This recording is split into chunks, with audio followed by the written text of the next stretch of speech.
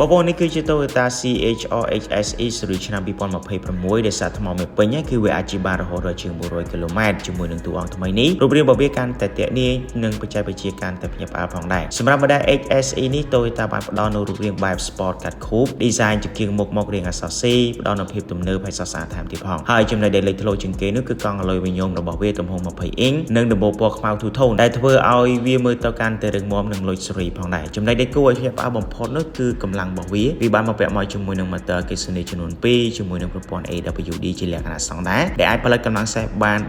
338សេះនិងសន្ទុះពី0ទៅ100 គីឡូម៉ែត្រគឺវាចាយពេលត្រឹមតែ 4.9 វិនាទីតែប៉ុណ្ណោះវាខ្លាំងជារថយន្ត SUV ខ្នាតតូចជាច្រើននៅក្នុងទីផ្សារហើយថែមទាំងមាន Pedal Shift Regenerative Braking នៅលើចង្កូតសម្រាប់សម្រេចកម្រិតប្រាំងសាកភ្លើងផងដែរនិយាយអំពីការប្រើប្រាស់វិញសម្រាប់ HSE នេះវាបានមកពាក់មកជាមួយនឹងទំហំអង្គុយ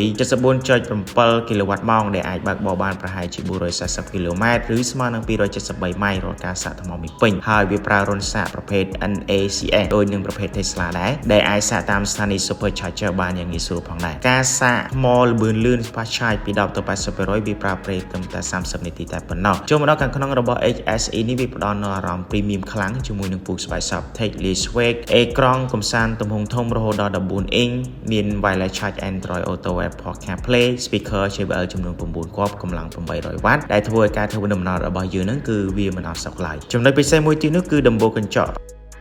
ដែលធ្វើឲ្យ cabin ខាងមុខក្នុងមើលទៅធំទូលាយស្រស់ស្រាយហើយជាការប៉ុណ្ណាវាបានបំពាក់មកជាមួយនឹង Toyota Safety Sense 3.0 ដែលមានទាំងប្រព័ន្ធចាប់ប្រាំងអូតូប្រព័ន្ធរក្សាគន្លងផ្លូវនិង Proactive Driving Assist ដែលជួយសម្រួលដល់ការបើកបរនៅក្នុងក្រុងដែលស្ទះខ្លាំងផងដែរសរុបមក Toyota CHR-HSE ស៊េរីឆ្នាំ2026នេះគឺជារថយន្តសម្រាប់អ្នកដែលចង់បានភាពប្លែកចូលចិត្តបច្ចេកវិទ្យានិង High Performance តម្លៃរបស់វាចាប់ផ្ដើមពីតម្លៃ$40,000ជាងឡើងទៅសម្រាប់ទីផ្សារក្រៅស្រុកចុះបងប្អូនយល់យ៉ាងណាដែរសម្រាប់ EV ថ្មីរបស់ក្រុមហ៊ុន Toyota មួយនេះអាច comment ប្រាប់នៅខាងក្រោមវីដេអូនេះបានហើយកុំភ្លេចជួយ like និង follow ដើម្បីទទួលបានវីដេអូថ្មីៗបន្ថែមទៀតសូមអរគុណសូមជម្រាបលា